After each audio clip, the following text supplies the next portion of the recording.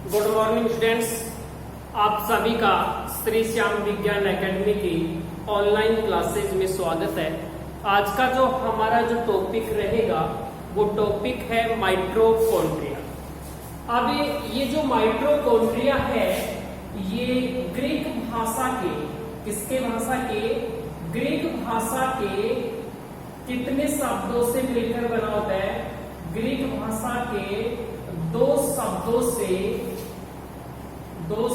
से मिलकर बना होता है। ठीक है, माइटोकॉन्ड्रिया है वो ग्रीक भाषा के कितने शब्दों से मिलकर बना हुआ होता है? दो शब्दों से। दो शब्द कौन कौन से हैं? एक है माइट्रो और दूसरा है कॉन्ड्रिया। माइट्रो का मतलब थ्रीड को अपन कहते हैं धागे नुमा, और कॉन्ड्रिया का मतलब होता है ग्रेन्युलस, यानी कि इसको अपन हिंदी में कहेंगे कणिका में। ठीक है, तो माइटोकॉन्ड्रिया ग्रीक भाषा के कितने शब्दों से मिलकर बना हुआ है? दो शब्दों से।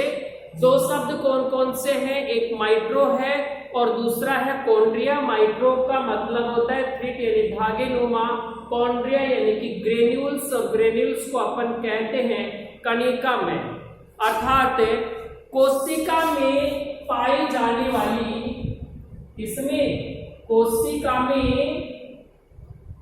पाई जाने वाली कणिका में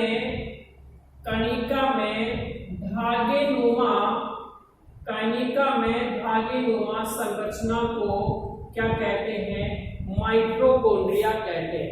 यानी कि कोशिका में जो कणिका में धागे नुमा संरचना पाई जाती है, उस धागे नुमा संरचना को अपन क्या कहते हैं? माइटोकॉन्ड्रिया कहते हैं। आगे तो कुछ वैज्ञानिक था। एक वैज्ञानिक था कोलिकर। इस कोलिकर ने 1880 में कीटों की पेशियों से माइटोकॉन्ड्रिया को, मैं यहाँ पर माइटोकॉन्ड्रिया को एम्प्टी लिख रहा हूं, माइटोकॉन्ड्रिया को क्या किया? पृथक किया। ठीक है, तो सबसे पहले आपको देखना है, मैं यहाँ पर खोज पढ़ा रहा हूं, डिस्कवरी चल रही है यहाँ पर, कि जो कोलिकर नामक वैज्ञानिक था, उस कोलिकर नामक वैज्ञानिक ने 1880 में कीटों की पेशियों में माइटोकॉन्ड्रिया को क्या किया? पृथक किया। उसके बाद में दूसरा जो वैज्ञानिक आता है वो वैज्ञानिक कौन सा है? फ्लेमिंग। और सन की बात करें 1882, तो फ्लेमिंग ने कोशिका में जो धागे नुमा संरचना पाई जाती है, उस धागे नुमा संरचना को क्या नाम दिया? फाइला नाम दिया। ठीक है, अगला वैज्ञानिक कौन आता है? फ्लेमिंग आता है। और 1882 में इन्होंने बताया कि जो कोशिका के अंदर जो कणिका में धागे नुमा संरचना है, इसको अपन क्या कहा? फाइला कहा। उसके बाद में अगला जो वैज्ञानिक आता है अल्टमान, यानी कि अल्टमान, यहां पर यदि अपन सन की बात करें तो यहां पर हो जाएगा 1894। 1894 में इन्होंने बताया कि कोशिका में जो कणिका में धागे नुमा संरचना है, उस कणिका में धागे नुमा संरचना को बायोप्लास्ट नाम दिया। क्या नाम दिया? बायोप्लास्ट नाम दिया। अल्टमान ने कोशिका में पाई जाने वाली जो धागे नुमा संरचना है, उससे क्या नाम दिया? बायोप्लास्ट नाम दिया। उसके बाद में आता है सी बेंडा, यानी कि 1897 में इन्होंने बताया कि कोशिका में जो कणिका में धागे नुमा संरचना पाई जाती है, उसको अपन क्या कहते हैं? माइटोकॉन्ड्रिया माइटोकॉन्ड्रिया कहते हैं। क्या कहते हैं? माइटोकॉन्ड्रिया कहते हैं। तो अगर आपसे पूछा जाए कि माइटोकॉन्ड्रिया नाम किसने दिया, माइटोकॉन्ड्रिया नाम दिया किसने? सी बेंडा ने, जबकि धागे नुमा संरचना को बायोब्लास्ट नाम दिया अल्टमान ने, फाइला नाम किसने दिया? फ्लेमिंग ने। लेकिन जो खोज का जो श्रेय होता है, खोज का जो श्रेय है वो किसको जाता है? खोज का श्रेय जाता है फ्लेमिंग और अल्टमान को। खोज का जो श्रेय है वो किसको जाता है?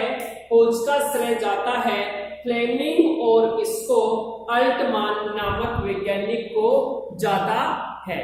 इसमें एक याद रखने योग्य और बात है, एक वैज्ञानिक था एफ मीविस। इन्होंने 1904 में निम्फिया, और निम्फिया कैसा है? ये निम्फिया एक जलीय पादप है। कैसा पादप है? जलीय। तो एफ मीविस ने 1904 में निम्फिया के पादप में माइटोकॉन्ड्रिया को देखा।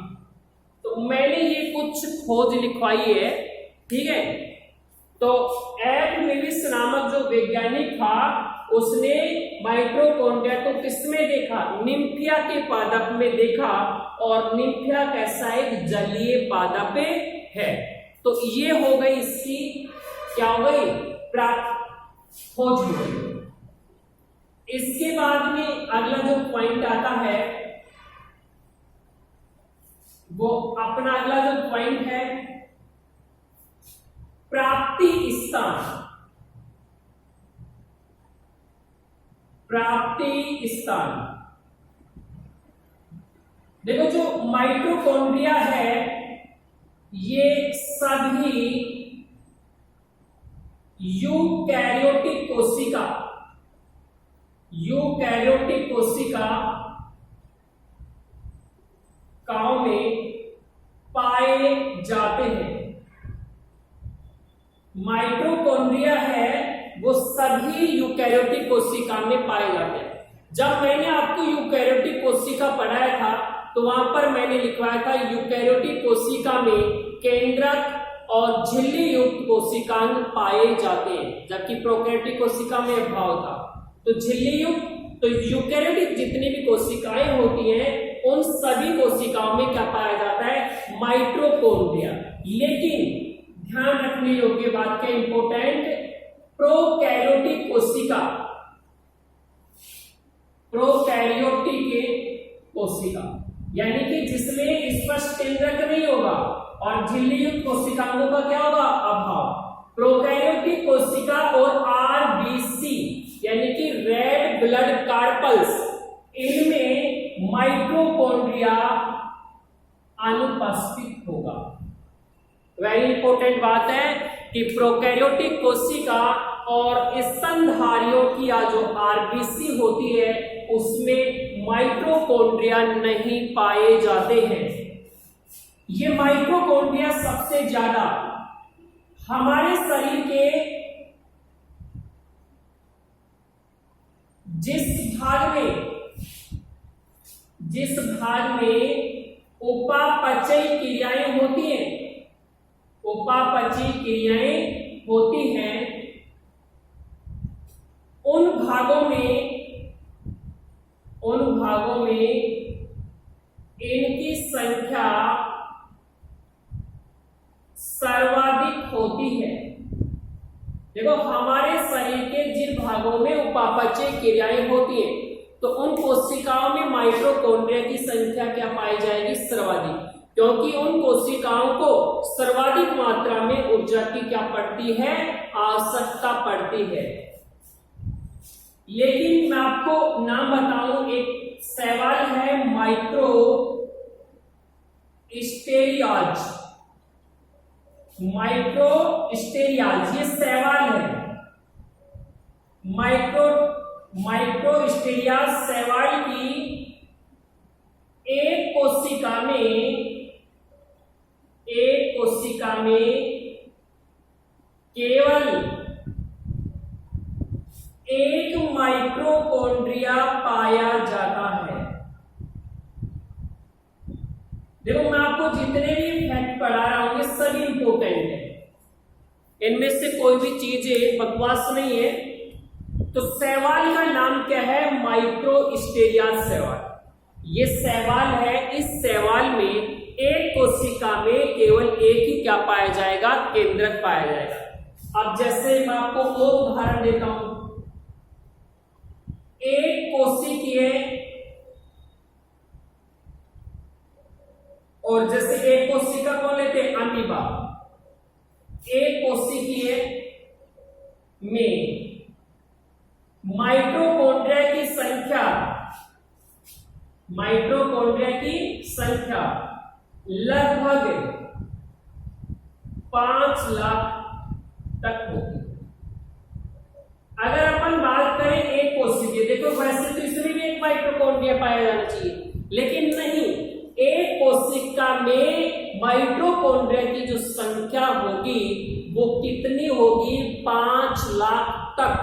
और जैसे अमीबा है, एक कोशिकीय जीव है, तो इसमें जो माइटोकॉन्ड्रिया की जो संख्या होगी इसमें कितनी होगी? 5 लाख तक होगी। तो ये इसका प्राप्ति स्थान हो गया। आगे अपन देखते हैं माइटोकॉन्ड्रिया की संरचना। माइटोकॉन्ड्रिया की संरचना,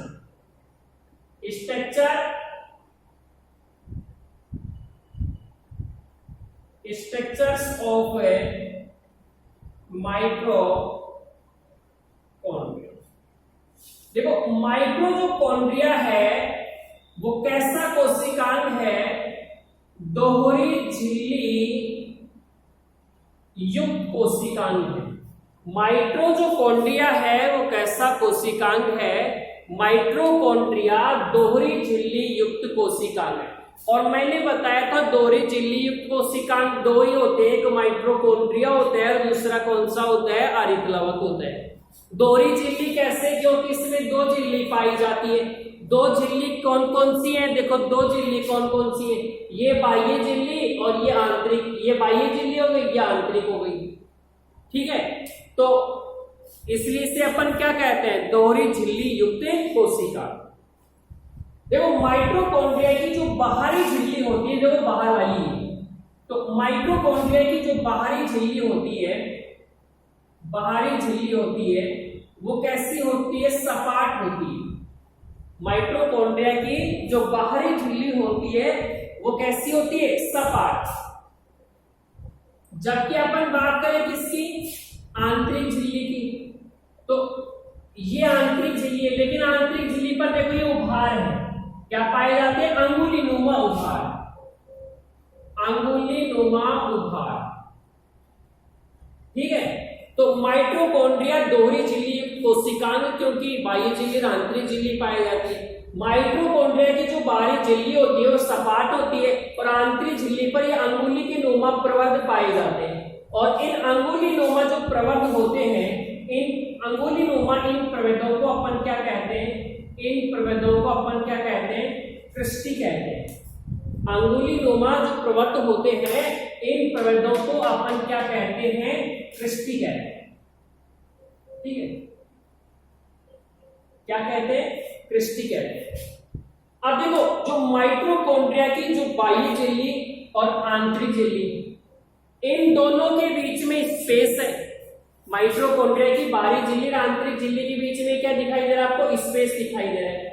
इस स्पेस को अपन कहते हैं पेरीमाइटोकॉन्ड्रियल स्पेस।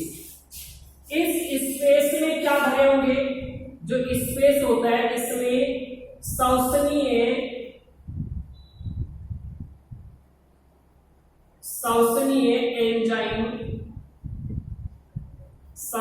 एंजाइम भरे होते हैं।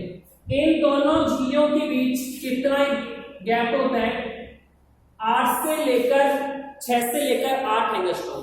ठीक है, तो बाह्य झिल्ली और आंतरिक झिल्ली के बीच में जो स्पेस पाया जाता है रिक्त स्थान, इस रिक्त स्थान को अपन बोलते हैं पेरीमाइटोकॉन्ड्रियल स्पेस है। और इसमें श्वसनीय एंजाइम भरे होंगे। इन दोनों के बीच कितना होगा, दोनों झिल्लियों के बीच में 6 से लेकर 8 नैनोमीटर होगा। ठीक है, आंतरिक झिल्ली पर ये उभार है, इन उभारों को अपन क्या कहते हैं, क्रिस्टी कहते हैं। अब देखो इस क्रिस्टी की सतह पर, देखो ये इस क्रिस्टी की सतह पर क्या पाए जाते हैं, ये कण पाए जाते हैं, छोटे छोटे कण। इस कणों का जो व्यास, ये कण का, ये कण, इनका जो व्यास होता है वो 85 एंगस्ट्रॉम होते हैं। इन दोनों के बीच की दूरी कितनी होती है, इन दोनों के बीच की दूरी कितनी होती है, जैसे इन दोनों के बीच की दूरी कितनी होगी, 100 एंगस्ट्रॉम।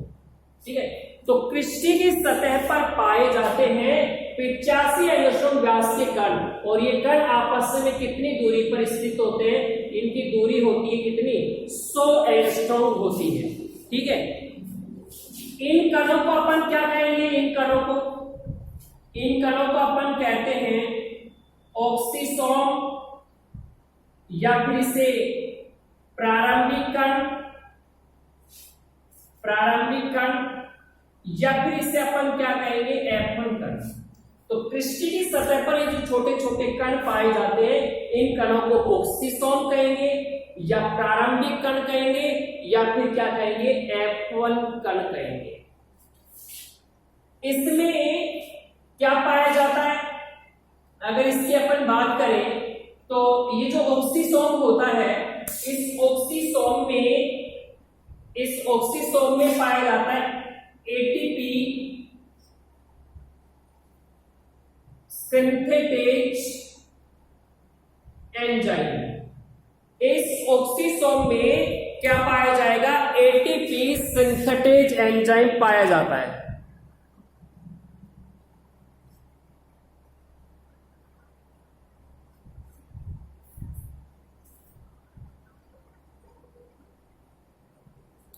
क्या पाया जाएगा, एटीपी सिंथेटेज एंजाइम पाया जाता है। ये जो ऑक्सीसोम होता है, ये फोस्फोलिपिड और किसका बना होता है, फोस्फोलिपिड और किसका बना होगा, प्रोटीन का बना होगा। ठीक है, तो ऑक्सीसोम फोस्फोलिपिड और प्रोटीन का बना होगा। ऑक्सीसोम में क्या पाया जाएगा, एटीपी सिंथेटेज पाया जाएगा, जो किसका कार्य करेगा, जो ऑक्सीकरण और फास्फोरिलीकरण का क्या करता है, कार्य करता है। किसका कार्य करेगा, किसका कार्य करेगा, इसमें जो एटीपी सिंथेटेज पाया जाएगा, ये किसका कार्य करेगा, ये ऑक्सीकरण और फास्फोरिलीकरण का क्या करता है, कार्य करता है। अब देखो ये जो माइटोकॉन्ड्रिया होता है, इस माइटोकॉन्ड्रिया के अंदर प्रोटीन के समान क्या बना होगा, ये प्रोटीन के समान, ये सामान्य पदार्थ बना होता है, जिससे अपन क्या कहते हैं, मैट्रिक्स कहते हैं। ठीक है, इस मैट्रिक्स में क्या क्या पाया जाएगा, देखते हैं अपन।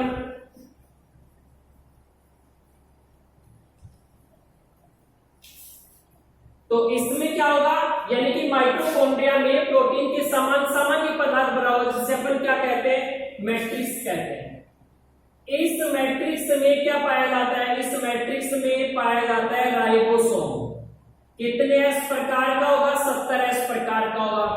इसमें पाया जाता है डीएनए पाया जाता है, आरएनए पाया जाता है। ठीक है, और डीएनए है, आरएनए है, और क्रेग शक्कर के लिए सभी क्या पाए जाते हैं, आवश्यक एंजाइम पाए जाते हैं। ठीक है, तो इस मैट्रिक्स में डीएनए होगा, आरएनए होगा, जल होगा, खनिज लवण होगा, और क्रेब चक्कर के लिए सभी क्या पाए जाते हैं, क्रेब चक्कर के लिए सभी पाए जाते हैं, आवश्यक एंजाइम पाए जाते हैं। अब देखो इसमें जो डीएनए होगा, वो डीएनए कैसा होता है, डीएनए होता है नगण्य और गोलाकार। इसका जो डीएनए होगा, ये डीएनए कैसा होगा, ये डीएनए होगा नगण्य और कैसा होगा, गोलाकार आकृति का होता है। देखो दो ही कोशिकाएं ऐसे हैं, एक माइटोकॉन्ड्रिया और दूसरा कौन सा, हरित लवक, जिनमें अपना स्वयं का क्या पाया जाता है, डीएनए पाया जाता है। तो माइटोकॉन्ड्रिया को अर्ध स्वायत्त अंग के नाम से भी जाना जाता है, अर्ध स्वायत्त अंग, अर्ध स्वायत्त अंग के नाम से भी जाना जाता है, क्योंकि माइटोकॉन्ड्रिया अपने समान नए डीएनए का क्या कर सकता है, निर्माण कर सकता है। तो आपसे एग्जाम में ये भी पूछा जा सकता है, ऐसे दो कोशिकांग कौन कौन से हैं जिनमें स्वयं का डीएनए पाया जाता है, एक माइटोकॉन्ड्रिया है और दूसरा कौन सा है, हरित लवक। इनको अर्ध स्वायत्त अंग के नाम से भी जाना जाता है, क्योंकि ये अपने समान नए डीएनए का क्या कर सकते हैं, निर्माण कर सकते हैं। अब इसका रासायनिक संगठन देखें, रासायनिक संगठन अगर अपन देखें तो रासायनिक संगठन में इसमें क्या पाया जाएगा, प्रोटीन पाया जाएगा, और दूसरा इसमें क्या पाया जाएगा, फॉस्फोलिपिड, फॉस्फोलिपिड होगा। प्रोटीन की मात्रा 65 से 70% होगी, ये 25 से 30% होगा। आरएनए पाया जाएगा, आरएनए 0.5, और अलग मात्रा में इसमें क्या उपस्थित होगा, अलग मात्रा में इसमें क्या उपस्थित होगा, डीएनए उपस्थित होता है। तो इस तरह माइटोकॉन्ड्रिया की संरचना कंप्लीट हुई। कल हम पढ़ेंगे माइटोकॉन्ड्रिया के कार्य।